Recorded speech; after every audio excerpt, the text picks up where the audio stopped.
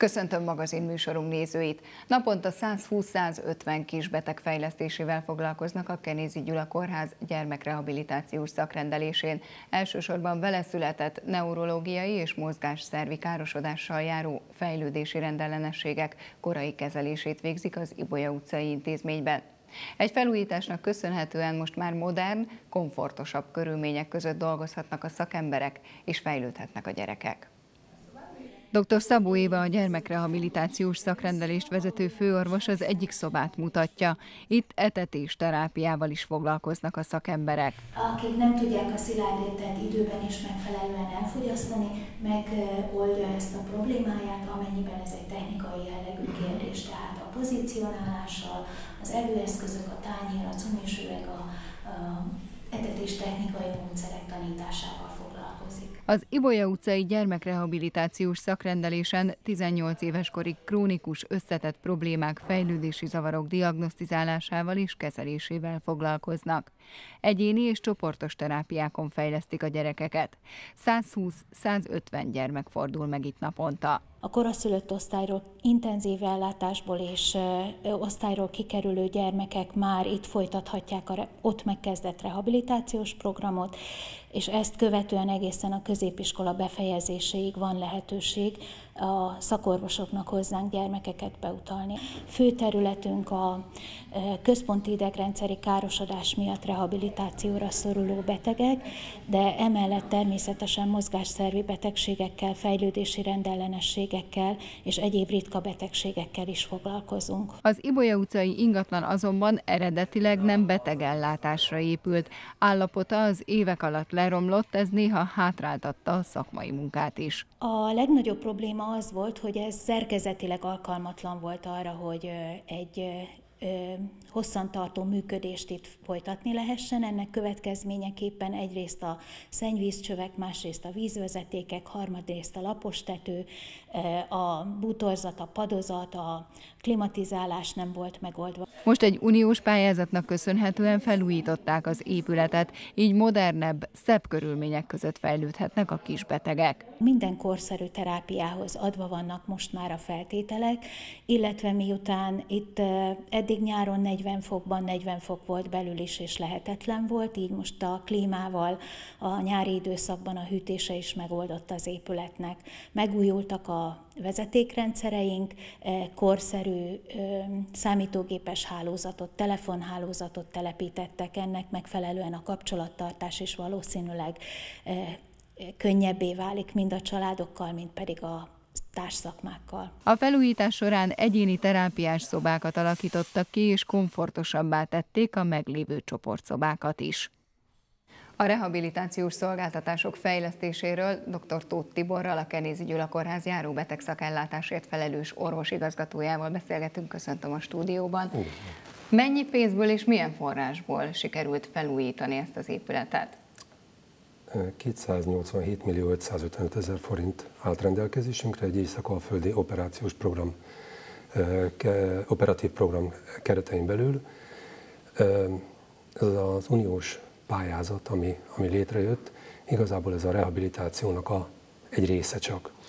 Konzorciális szinten történt ennek a pályázatnak a kiírása, és több intézménynek a együttes pályázása kellett ahhoz, hogy ebben mint egyik csepp részesei lehessünk, és ezt megnyerhessük.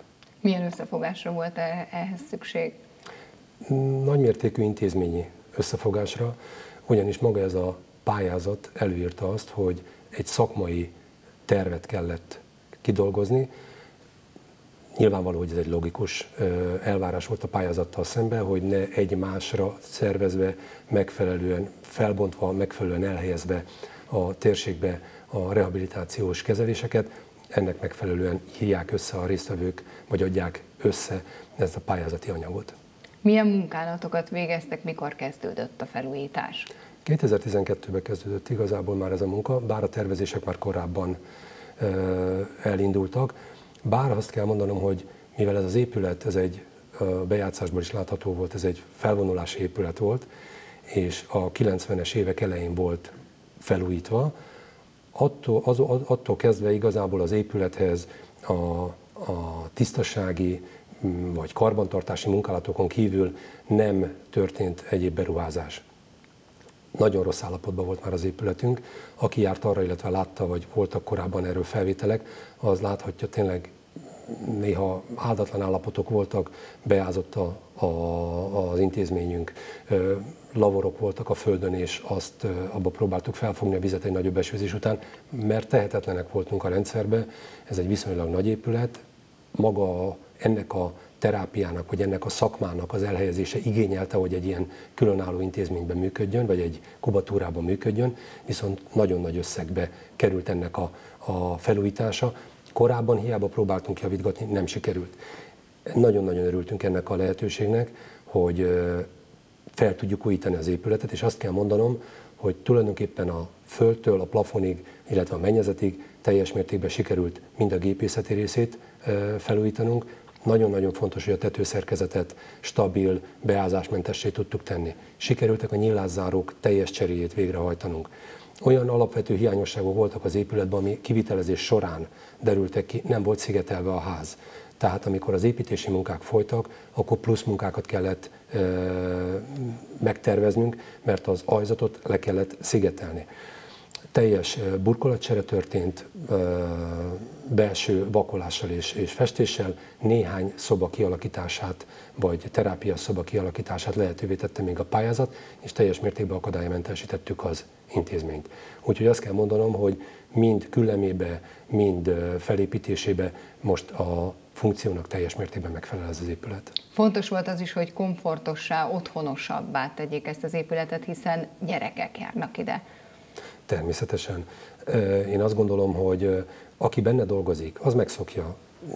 Észre se veszi már, hogy foltos a fal, beázik a fal, nyikorognak, hepeupás. Ez egy kialakult. Egy idegen szem az mindig kritikusabbá tud válni. Azért, amit az előbb mondtam, hogy 90-es évek elején volt felújítva ez az épület, maga annak a technikai háttere, ez ennyire elavult. Ahogy főorvosnő is említette, nem volt légkondicionált. Apró dolgok. Szúnyog, teljes mértékben zárhatóvá tettük a rendszert, bogaraktól, melegtől, hidegtől zártá tettük, tehát egy egységes klímát tudunk biztosítani. Teljes mértékben rá lehet figyelni a terápiára, és ezt nem csak a szakemberek oldaláról, mert egyébként ez az épület a szakemberek munkakörülményeit is nagyon nagy mértékben javította, de akik benne vannak, benne részt vesznek, gyerekek, szülők, hozzátartozók, azt gondolom, hogy sokkal jobb lelkülettel tudják igénybe venni azokat a néha kínzó, néha nehézkes terápiákat, amiben nekik részesülniük kell. Amíg zajlott a felújítás, hol volt a terápia?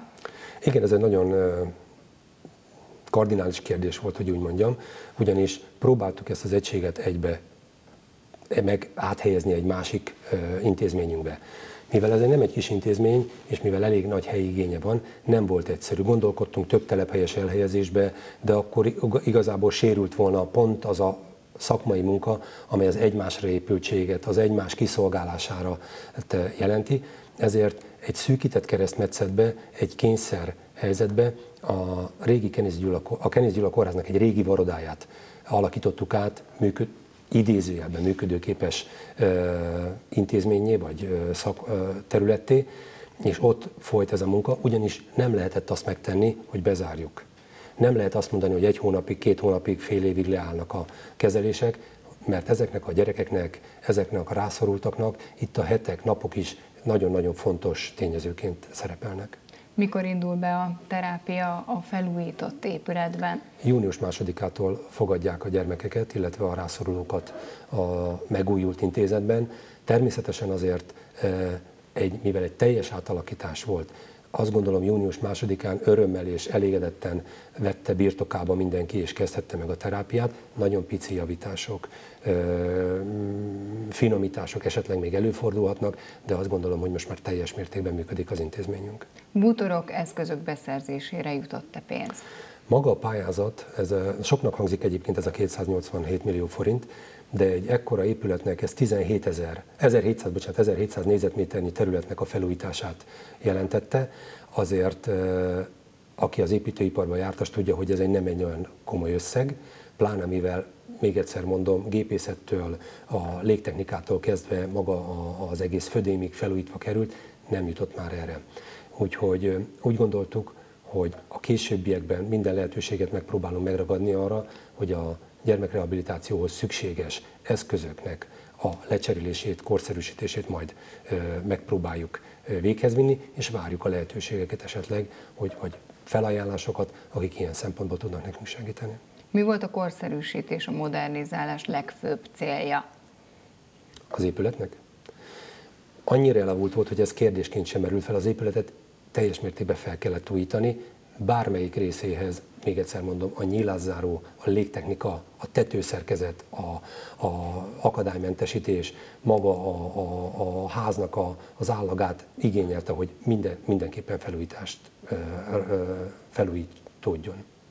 A felújítás után a szakmai munkában mi változik? Változik-e valami? Lesz-e több helyiség? Komfortosabbak lesznek ezek a helyiségek? Én azt gondolom, hogy bízom benne, hogy azért a szakmai munkában jelentős változás olyan szempontból nem történhet, mert eddig is egy nagyon kimagasló szakmai munka történt ebbe az intézetbe. Azt kell mondanom, hogy akik benne dolgoznak, ezek végtelenül elhivatott szakemberek. És itt nem csak az orvosokról beszélek, mert azért itt dolgoznak konduktorok, tehát pszichológusok, gyógytestnevelők, gyógytornászok, asszisztensek, orvosasszisztensek, pszichológus asszisztensek, akik tényleg azt kell mondanom, hogy mélységes elhivatottsággal állnak a beteg gyerekeknek a gyógyulásának a részeként, és én azt gondolom, hogy ezt megfelelő körülmények között, megfelelő kubatúrába végezve, legalább olyan fontos, hogy ők jó érzéssel, jó szájízzel tudják végezni ezt a munkájukat, azt, amit eddig is végeztek, hiszen rettentő kemény munkát végeztek ebben a vonatkozásban. Akinek van a családjában, rokonságában sérült gyermek, az pontosan tudja, hogy micsoda nagy áldozatot igényel ezeknek a gyermekeknek a kezelése. Ez nem egy orvosi munka, ez nem egy egészségügyi tevékenység, ez lényegesen több ennél. Hogyan mérhető az ő munkájuk eredményessége, milyen szakmai visszajelzések érkeznek, illetve milyen visszajelzések érkeznek a szülőktől? Hát most itt hosszú lenne felsorolni azokat az eredményeket, amit ők elértek, de mivel újszülött kortól, 2 éves kortól kezelik a gyermekeket, és ahogy főorvosnő mondta, a középiskola végéig tart ezeknek a kezeléseknek. Igazából az, hogy ezek a rehabilitáció, amikor arról beszélünk, hogy egészségügyi, orvosi rehabilitáció, pedagógiai rehabilitáció, szociális rehabilitáció zajlik ezekbe a területekbe, ezek mind egy adalék. Ha egy be tud illeszkedni a családjába, ha tanulhat, ha munkahelyébe, hogyha a környezete el tudja fogadni, ezek mind sikerek. Úgyhogy nagyon nehéz objektíven megmérni egyébként az ő eredményüket, akkor lehetne, hogyha nem kapnának kezelést ezek a páciensek. Hol lennének? Nagyon sok szülőtől kapunk visszajelzést, hálát, elismerést azért, amilyen munkát ők végeznek. Szakmailag is elismertek, mert az országban nagyon kevés hely van, ahol ennyire egyé vált a szakmai működés, ahol ennyire egyé épült a szakmai működés, ahol ennyire szélesen foglalkoznak a fogyatékos, illetve a károsodott gyermekekkel.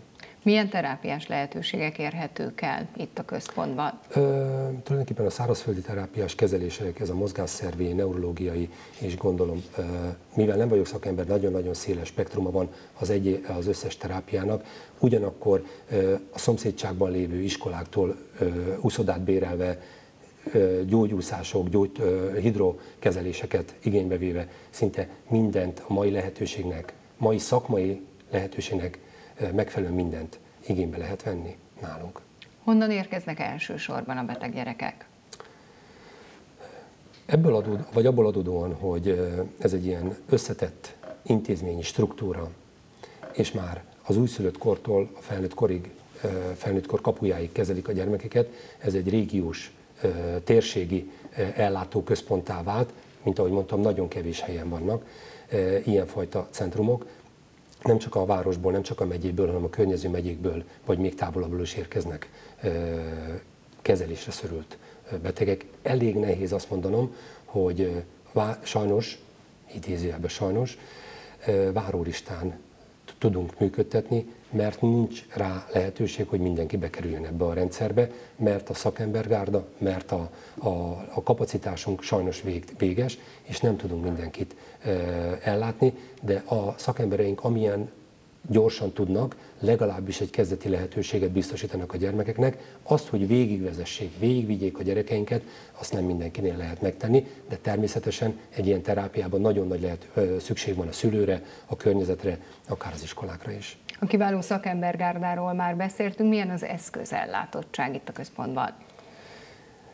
Az eszközeink azok, sajnos azt kell mondanom, hogy egy picit még le vannak maradva.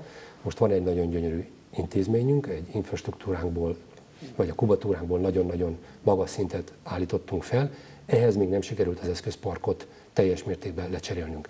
Azok a lehetőségeink, amiket elérhetünk, amiket tudunk, folyamatosan cserélünk. Nagyon egyszerű példát mondok. Nagyon nehéz olyan úszó gumit találni, amely a kicsi gyermekekre való. 15 centi átmérőjű, nagyon nehéz kapni. Ilyenkor elindul a szülői segítség, ki hallott róla, ki tud ilyeneket fellelni, akár az országban bárhol, mert ezeket megpróbáljuk beszerezni. Azt mondanám azért, hogy a terápiához szükséges eszközeink megvannak. Nem mondom, hogy a legmodernebb, nem mondom, hogy a legcsillogó-villogóbb, de azért ahhoz, hogy a szakmai munkát megfelelően tudjuk végezni, ezek megvannak. Természetesen szeretnénk ezt illeszteni a megfelelő infrastruktúrához is. A főorvos asszony is említette, hogy egy igazi team munka zajlik. Mennyire fontos, hogy egy ilyen team dolgozzon itt a központban? Nagyon-nagyon fontos. Tehát aki a gyerekrehabilitáció, vagy a rehabilitációnak, mint ahogy az előbb mondtam, az, hogy most rehabilitáció, ez nem egy konkrét dolog.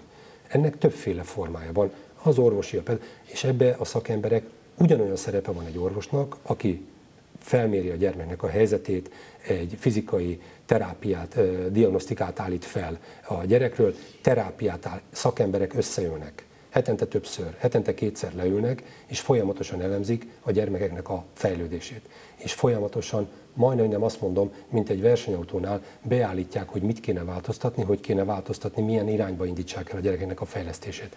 És ugyanolyan szerepe van egy gyógytornásznak, ugyanolyan egy konduktornak, ugyanolyan szerepe van egy fizikoterápiás kezelésnek, mint bármelyik másnak. Mi a cél a gyermekrehabilitáció területén itt Debrecenben? Azt gondolom, hogy itt a cél az egyéneken keresztül valósulhat meg. Tehát ha azt elérjük, hogy ezek a fogyatékkal élő emberek, gyermekek be tudjanak illeszkedni a társadalomba, és a megmaradt képességeikkel, mert azt kell mondanom, hogy végleges, vagy egy viszonylag hosszú ideig tartó fogyatékossággal, vagy végleges rokkantsággal rendelkező emberekről beszélünk, az ő képességeikhez képest beilleszthető a társadalomba, az iskolába, a munkahelyre, akkor azt gondolom, hogy eléri a célját. Természetesen ennek az egységnek az egyben tartása, ennek a működtetése továbbra is fontos, hogy ez így maradjon. Nem szeretnénk szétaprózni, nem szeretnénk megbontani. Szakmai képzésekkel, továbbfejlesztésekkel szeretnénk mind a napi szinten előkerülő szakmai fejlődéseket napi szinten beépíteni a működésünkbe. Ez a cél. Köszönöm a beszélgetést, és eredményes munkát kívánok. Köszönöm szépen. Ennyi fért mai egészségfélóránkba, köszönöm figyelmüket, viszontlátásra.